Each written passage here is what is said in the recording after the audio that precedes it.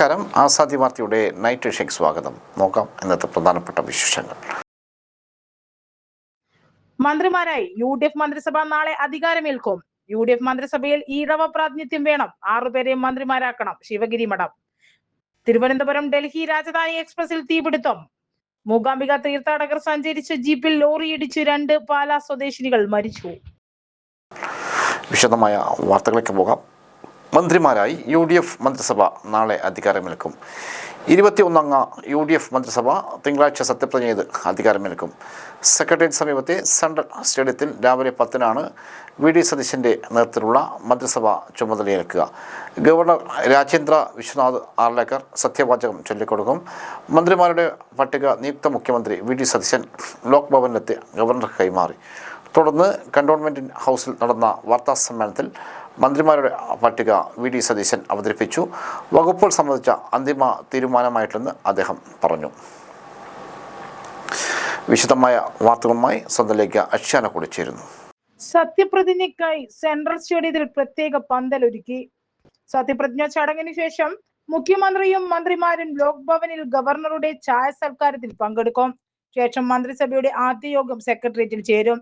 ലോക്സഭയിലെ പ്രതിപക്ഷ നേതാവ് Rahul Gandhi, Congress president Mallikarjun Kharge, AICC general secretary Priyanka Gandhi MP, Karnataka മുഖ്യമന്ത്രി സീതാരാമയ്യ, ഉപമുഖ്യമന്ത്രി DK ശിവകുമാർ, തെലങ്കാന മുഖ്യമന്ത്രി രേവന്ത് റെഡ്ഡി, ഹിമാചൽ പ്രദേശ് മുഖ്യമന്ത്രി സുഖിന്ദർ സിംഗ് സുഖു, മുൻ മുഖ്യമന്ത്രിയും CPM പോളിറ്റ് ബ്യൂറോ അംഗവുമായ പിണറായി വിജയൻ, വിവിധ കക്ഷി നേതാക്കൾ എന്നിവർ പങ്കെടുക്കും.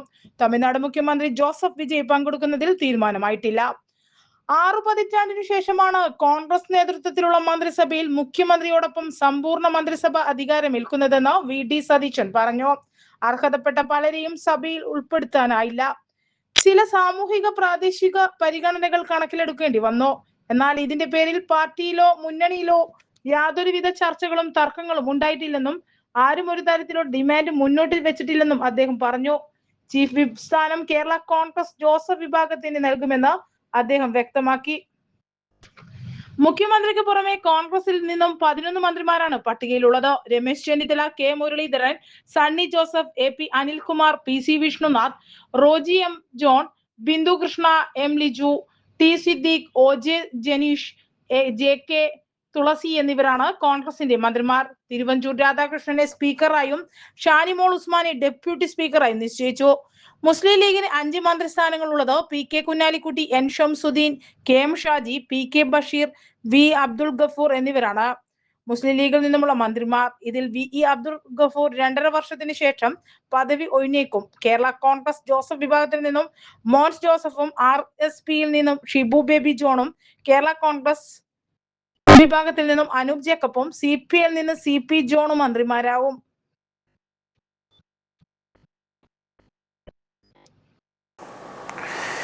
UDF മന്ത്രിസഭയിൽ ഈഴവ പ്രാതിനിധ്യം വേണം. 6 പേരെ മന്ത്രിമാരാക്കണം. ശിവഗിരി മഠം. UDF മന്ത്രിസഭാ രൂപീകരണ ചർച്ചകളിൽ ഘടകകക്ഷികളുടെ തർക്കങ്ങൾക്ക് പിന്നാലെ സമുദായ സമവാക്യങ്ങളെ ചൊല്ലിയുള്ള സമ്മർദ്ദവും ശക്തമാകുന്നു. ഈഴവ സമുദായത്തിൽ നിന്ന് ജയിച്ചു വന്ന 9 പേരിൽ 6 പേർക്കെങ്കിലും വരാനിരിക്കുന്ന VD സതീശൻ മന്ത്രിസഭയിൽ മന്ത്രിസ്ഥാനം നൽകണമെന്ന് ശിവഗിരി മഠം ആവശ്യപ്പെട്ടു. വിശദമായ വാർത്തകളുമായിട്ട് സ്വന്തത്തിലേക്ക് അശ്യാന കൂടി ചേരുന്നു. ശിവഗിരി മഠവുമായി ആത്മബന്ധമുള്ള 9 പേർ ഇത്തവണ നിയമസഭയിലേക്ക് ജയിച്ചിട്ടുണ്ടെന്നും അതിൽ 6 പേരെ മന്ത്രിമാരാക്കണമെന്നും ആവശ്യം നിയുക്ത മുഖ്യമന്ത്രി VD സതീശനെ നേരിട്ട് അറിയിച്ചിട്ടുണ്ടെന്നും ശിവഗിരി മഠം പ്രസിഡന്റ് സ്വാമി സച്ചിദാനന്ദ വ്യക്തമാക്കി. സംസ്ഥാനത്ത് പട്ടികജാതി പട്ടികവർഗ ക്ഷേമത്തിനായി പ്രത്യേകം വകുപ്പുള്ളതുപോലെ OBC വിഭാഗങ്ങൾക്കായി പ്രത്യേക പിന്നോക്ക ക്ഷേമ വകുപ്പും മന്ത്രിയും വേണമെന്നും മഠം ആവശ്യപ്പെടുന്നു. കേരളത്തിൽ 42ഓളം പിന്നോക്ക സമുദായങ്ങളുണ്ടെന്നും ഈ ജനവിഭാഗങ്ങളുടെ മൊത്തത്തിലുള്ള വളർച്ചയ്ക്ക് പ്രത്യേക വകുപ്പ് മന്ത്രി അനിവാര്യമാണെന്നും സ്വാമി സച്ചിദാനന്ദ പറഞ്ഞു. ജാതിമത ഭേദമന്യേ എല്ലാവരുടെയും വോട്ട് വാങ്ങി ജയിച്ചു വരുന്ന ജനപ്രതിനിധികൾ ഭരണം കൈക്കൊള്ളുമ്പോൾ ജാതിമത ഭേദമില്ലാതെ പ്രവർത്തിക്കണം. ഏതെങ്കിലും പ്രത്യേക ജാതിമത വിഭാഗങ്ങൾ മാത്രം മന്ത്രിസഭയിൽ അമിത പ്രാതിനിധ്യം നൽകരുതെന്നും നിയമസഭയിൽ പ്രതിനിധികളല്ലാത്ത പിന്നോക്ക സമുദായങ്ങൾക്ക് പ്രത്യേക പരിഗണന നൽകണമെന്നും അദ്ദേഹം ഓർമ്മിപ്പിച്ചു. നേരത്തെ UDFന്റെ സ്ഥാനാർത്ഥി ചർച്ചാവേളയിലും കോൺഗ്രസ് പട്ടികയിലേക്ക് 18 പേരെ ശിവഗിരി മഠം നിർദ്ദേശിച്ചിരുന്നതായി സ്വാമി വെളിപ്പെടുത്തി. പ്രമുഖ നേതാക്കളായ കെ സുധാകരൻ, മുല്ലപ്പള്ളി രാമചന്ദ്രൻ, അടൂർ പ്രകാശ് എന്നിവർക്ക് പാർട്ടിയിൽ ഭരണത്തിലും മതിയായ പ്രാതിനിധ്യം നൽകണമെന്നും കൊടിക്കുന്നിൽ സുരേഷിനെ KPCC അധ്യക്ഷ പദവിയിലേക്ക് പരിഗണിക്കണമെന്നും അന്ന് ശിവഗിരി മഠം കോൺഗ്രസ് നേതൃത്വത്തോട് ആവശ്യപ്പെട്ടിരുന്നു. മന്ത്രിസഭാ രൂപീകരണത്തിൽ മുന്നണിയിലെ തർക്കങ്ങൾ പരിഹരിക്കാൻ കോൺഗ്രസ് നെട്ടോട്ടമോടുന്നതിനിടയിൽ പ്രധാന സമുദായ സംഘടനകളിൽ നിന്നും ഉയർന്നുവരുന്ന ഇത്തരം ആവശ്യങ്ങൾ പുതിയ സർക്കാരിന് മുന്നിൽ വലിയ വെല്ലുവിളിയാണ് ഉയർത്തുന്നത്. തിരുവനന്തപുരം ഡൽഹി രാജധാനി എക്സ്പ്രസിൽ തീപിടുത്തം. തിരുവനന്തപുരത്ത് നിന്നും ഡൽഹിയിലേക്ക് പോവുകയായിരുന്ന രാജധാനി എക്സ്പ്രസിനാണ് തീപിടിച്ചത്. രാജസ്ഥാനിലെ കോട്ടയ്ക്ക് സമീപം വെച്ചാണ് ട്രെയിനിൻ്റെ എഞ്ചിൻ കമ്പാർട്ട്മെൻറ്റിലും V1 കോച്ചിലും തീപിടുത്തം ഉണ്ടായത്. ഇന്ന് പുലർച്ചെ 5:15 സംഭവം. അപകട വിവരം അറിഞ്ഞുടൻ ട്രെയിൻ നിർത്തിയിടുകയും യാത്രക്കാരെ സുരക്ഷിതമായി എത്തിക്കുകയും ചെയ്തതിനാൽ വലിയൊരു ദുരന്തമാണ് ഒഴിവായത്. നിലവിൽ ആളപായമൊന്നും റിപ്പോർട്ട് ചെയ്തിട്ടില്ലെന്നാണ് റെയിൽവേ അധികൃതർ അറിയിച്ചത്. തീപിടുത്തത്തെ തുടർന്ന് എഞ്ചിനും തൊട്ടുപിന്നിലെ ബോഗിയും തമ്മിൽ വേർപെടുത്തി. കനത്ത പുക ഉയർന്നത് യാത്രക്കാർക്കിടയിൽ പരിഭ്രാന്തി പരത്തി. കഴിഞ്ഞ വെള്ളിയാഴ്ച തിരുവനന്തപുരത്ത് നിന്ന് പുറപ്പെട്ട് ഇന്ന് ഉച്ചയോടെ ഡൽഹിയിൽ എത്തേണ്ടതായിരുന്നു ട്രെയിൻ. നിരവധി മലയാളി യാത്രക്കാരാണ് ട്രെയിനുണ്ടായിരുന്നത്. നിലവിൽ മലയാളി യാത്രക്കാർ ഉൾപ്പെടെ എല്ലാവരും സുരക്ഷിതരാണെന്നും റെയിൽവേ അധികൃതർ അറിയിച്ചു. B1 AC കോച്ചിലുണ്ടായിരുന്ന 68 യാത്രക്കാരെയും സുരക്ഷിതമായി പുറത്തെത്തിച്ചതിനാൽ വലിയ അപകടം ഒഴിവായി. അപകടത്തിൽ ആർക്കും പരിക്കേറ്റിട്ടില്ലെന്ന് റെയിൽവേ അധികൃതർ അറിയിച്ചു. തിരുവനന്തപുരത്ത് നിന്നും ഡൽഹിയിലേക്ക് പുറപ്പെട്ട ട്രെയിനിൽ ഒട്ടേറെ മലയാളികൾ ഉണ്ടായിരുന്നു. രാവിലെയോടെ എഴുന്നേറ്റ ഒരാൾ പുക ഉയരുന്നത് കണ്ട് B1 കോച്ചിലുള്ള എല്ലാവരെയും വിവരം അറിയിക്കുകയായിരുന്നു. ഇതോടെ ട്രെയിൻ നിർത്തി യാത്രക്കാരെ ഉടൻ പുറത്തിറക്കിയതിനാൽ ആളപായങ്ങളൊന്നും ഉണ്ടായിരുന്നില്ല. തീ പടരുന്നത് ശ്രദ്ധയിൽപ്പെട്ട ഉടൻ തന്നെ ട്രെയിനിൽ നിന്നും ഈ കോച്ച് വേർപെടുത്തുകയും സുരക്ഷാ മുൻകരുതലിന്റെ ഭാഗമായി വൈദ്യുതി ബന്ധം വിച്ഛേദിക്കുകയും ചെയ്തു. കോച്ചുകൾ കത്തുന്നതിന്റെ യാത്രക്കാർ പകർത്തിയ ദൃശ്യങ്ങൾ പുറത്തു വന്നു. ട്രെയിനിന്റെ കോച്ച് പൂർണ്ണമായും കത്തി നശിച്ചു. പലരുടെയും ലഗേജുകളും അഗ്നിക്കിരയായി.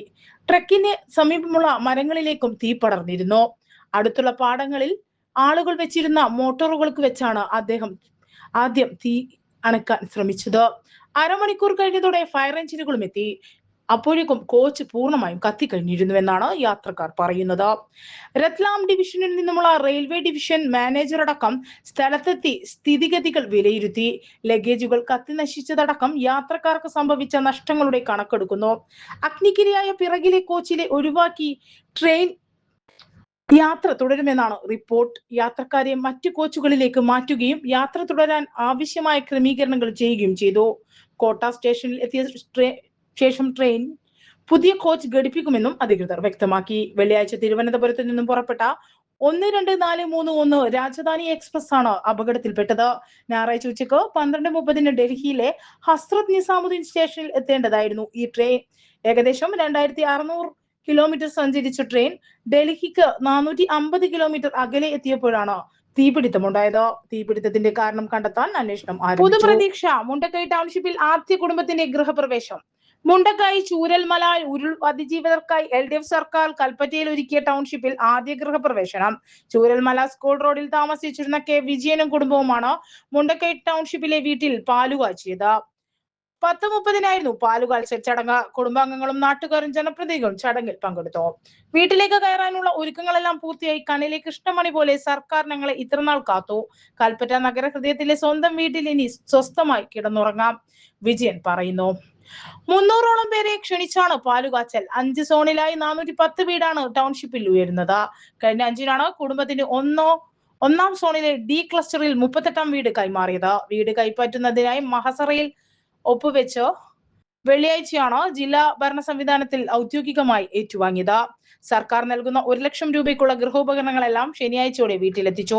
വിജയന്റെ ഭാര്യ ലാലു, മകൻ KV സ്മിജിത്ത്, മരുമകൾ സജിത, പേരക്കുട്ടികളായ ധ്രുവൽജിത്ത്, ധ്രുവദത്ത് എന്നിവരാണ് വീട്ടുകാർ.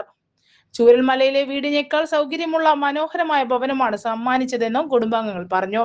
1-ാം ഘട്ട ഉദ്ഘാടനത്തിൽ പട്ടയവും ഉടമസ്ഥാവകാശം നൽകിയ 178-ാമത്തെ വീടും ഗുണമേന്മ പരിശോധന പൂർത്തിയാക്കി തിങ്കളാഴ്ച ഗുണഭോക്താക്കൾക്ക് കൈമാറും.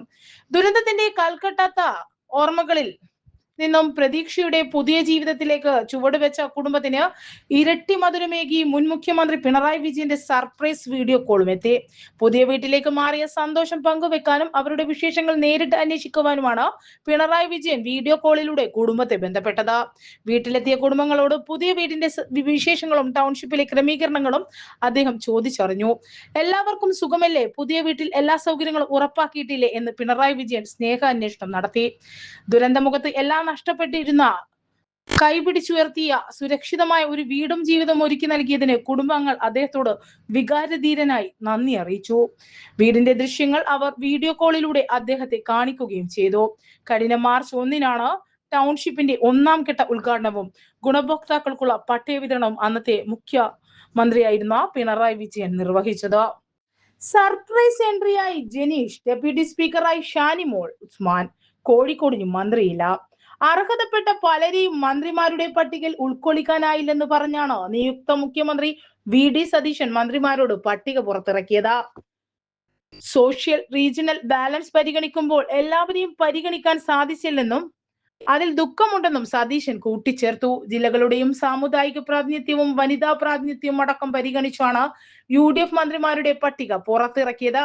ഒട്ടേറെ പുതുമുഖങ്ങൾ മന്ത്രിസഭയിലെത്തിയപ്പോൾ പ്രതീക്ഷിച്ചിരുന്ന പലരും പട്ടികയിൽ ഇടം പിടിച്ചില്ല. മുതിർന്ന നേതാക്കളായ Ramesh Chennithala, KPCC president Sunny Joseph, K Muraleedharan എന്നിവരെ മന്ത്രിസഭയിൽ ഉൾപ്പെടുത്തിയപ്പോൾ ഒട്ടേറെ യുവാക്കളും മന്ത്രിസഭയിൽ ഇടം കിട്ടി. കോൺഗ്രസിൽ നിന്നും മുഖ്യമന്ത്രി ഉൾപ്പെടെ 12 പേരും ഘടകകക്ഷിയായ ലീഗിൽ നിന്നും 5 പേരും മന്ത്രിസഭയിലെത്തി. RSP, Kerala Congress, CMP, Kerala Congress, Jacob എന്നീ പാർട്ടികളിൽ നിന്നും ഓരോ അംഗവും ടീം VDS-ലും 21 അംഗ മന്ത്രിസഭ തിങ്കളാഴ്ചയാണ് അധികാരമേൽക്കുന്നത്. പരമാവധി ജില്ലകളുടെ പ്രാതിനിധ്യം ലക്ഷ്യമിട്ട് ഘടകകക്ഷികളുമായുള്ള ചർച്ചകൾ പൂർത്തിയാക്കിയ ശേഷമാണ് UDF സർക്കാരിലെ മന്ത്രിമാരുടെ പ്രഖ്യാപനം നടന്നത്. എന്നിട്ടും കോഴിക്കോട് ജില്ലയിൽ നിന്നും ഒരു മന്ത്രിയുമില്ല. 13-ൽ 12 സീറ്റും ജയിച്ച് 20 വർഷത്തിനു ശേഷം കോൺഗ്രസിന് MLA-മാരെ കിട്ടിയിട്ടും ജില്ലയിൽ നിന്നും മന്ത്രിയില്ലാത്തതാണ് ശ്രദ്ധേയം. നിലവിൽ ലീഗിൽ നിന്നും കോഴിക്കോടിന് മന്ത്രിയില്ല. എന്നാൽ 2.5 വർഷം കഴിഞ്ഞാൽ പാറക്കൽ അബ്ദുള്ള ലീഗിൽ നിന്നും മന്ത്രിയാകും. അതുകൂടി പരിഗണിച്ചാണ് കോഴിക്കോട് നിന്നും കോൺഗ്രസ് മന്ത്രിമാരെ ഉൾപ്പെടുത്താതിരുന്നത്. വയനാട്ടിൽ നിന്നും T സിദ്ദീഖ് മാത്രമാണ് നിലവിൽ മന്ത്രിയാകുന്നത്. ജില്ലയിൽ DCC പ്രസിഡന്റ് എന്ന നിലയിൽ മികച്ചു നിന്ന നേതാവാണ് സിദ്ദീഖ്. രാഹുൽ ഗാന്ധിയുടേതടക്കം താല്പര്യം സിദ്ദീഖിന് അനുകൂലമായി എന്ന് വേണം മനസ്സിലാക്കാൻ. അതേസമയം സിദ്ദീഖ് എത്തുന്നതിനാൽ IC ബാലകൃഷ്ണൻ ക്യാബിനറ്റിൽ ഉണ്ടാവില്ല. വയനാട് ജില്ലയിൽ നിന്നും 2 മന്ത്രിമാരെ പരിഗണിക്കാനാവാത്ത സാഹചര്യമാണ്. എന്നാൽ KA തുളസിക്ക് പകരം ടേം വ്യവസ്ഥയിൽ IC ബാലകൃഷ്ണൻ പിന്നീട് മന്ത്രിസഭയിൽ എത്തുമെന്നാണ് വിവരം. T സിദ്ദീഖ് മന്ത്രിസഭയിലെത്തിയതിനാൽ ഷാനിമോൾ ഉസ്മാൻ, അൻവർ സാദത്ത് എന്നിവരുടെ വഴിയടഞ്ഞു. സീനിയോറിറ്റി ഉണ്ടായിട്ടും സാമുദായിക സമവാക്യങ്ങളാണ് ഷാനിമോൾ ഉസ്മാനെ പരിഗണിക്കാനാവാത്ത സ്ഥിതി ഉണ്ടാക്കിയത്. ഷാനിമോൾ ഉസ്മാനെ പകരം ഡെപ്യൂട്ടി സ്പീക്കർ സ്ഥാനത്തേക്ക് പരിഗണിച്ചു. മന്ത്രിയാകുമെന്ന് പ്രതീക്ഷിച്ചിരുന്ന തിരുവഞ്ചൂർ രാധാകൃഷ്ണനെ സ്പീക്കർ പദവിയിലേക്കാണ് പരിഗണിച്ചത്. റോജി M. ജോണും കോൺഗ്രസിൽ നിന്നും മന്ത്രിയാകുന്നവരുടെ കൂട്ടത്തിലുണ്ട്. അതേസമയം M. Vincent, TJ Vinod, Chandy Oommen എന്നിവർക്ക് മന്ത്രിസഭയിൽ ഇടം കിട്ടിയില്ല. ആദ്യഘട്ടത്തിൽ ചർച്ചകളിലടക്കം ഈ പേരുകൾ വന്നിരുന്നുവെങ്കിലും സാമുദായിക സമവാക്യങ്ങൾ പരിഗണിച്ചപ്പോഴാണ് മാറി വന്നത്.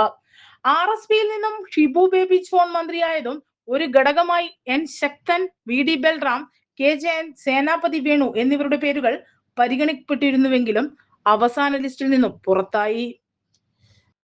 ഉപരിപഠന യോഗ്യത നേടിയവർ 34,778 +1 സീറ്റുകൾ, 35,715 സീറ്റുകൾ ഉറപ്പാണ് എല്ലാവർക്കും.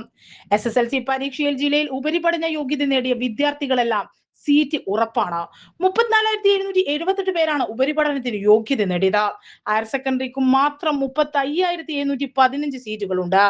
വൊക്കേഷണൽ ഹയർ സെക്കൻഡറി, ITI, പോളിടെക്നിക്കുകൾ ഉൾപ്പെടെയുള്ള സ്ഥാനങ്ങളിലെ സീറ്റുകൾ കൂടി പരിഗണിച്ചാൽ എല്ലാവർക്കും ഉപരിപഠനത്തിന് ജില്ലയിൽ തന്നെ അവസരമൊരുങ്ങും. സയൻസിൽ 16,540, ഹ്യൂമാനിറ്റീസിൽ 7,920, കൊമേഴ്സിൽ 11,255 എന്നിങ്ങനെയാണ് ലഭ്യതയുള്ള സീറ്റുകൾ.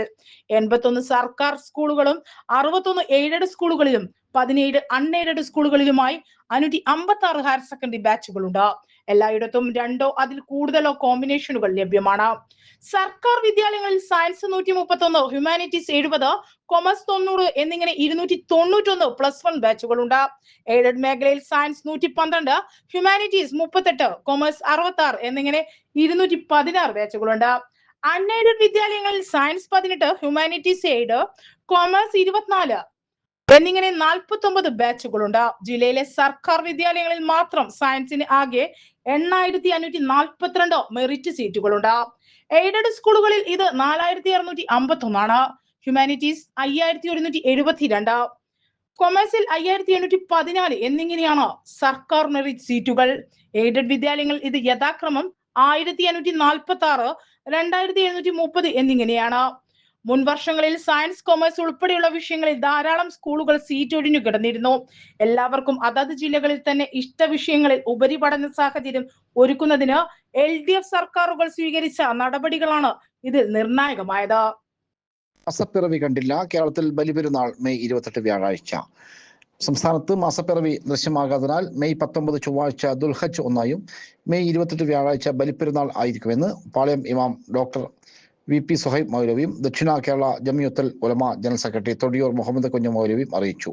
ഡൽഹി ജുമാ മസ്ജിദ് ഷാഹി ഇമാമും മെയ് 28 ബലിപെരുന്നാൾ എന്ന് പ്രഖ്യാപിച്ചിട്ടുണ്ട്.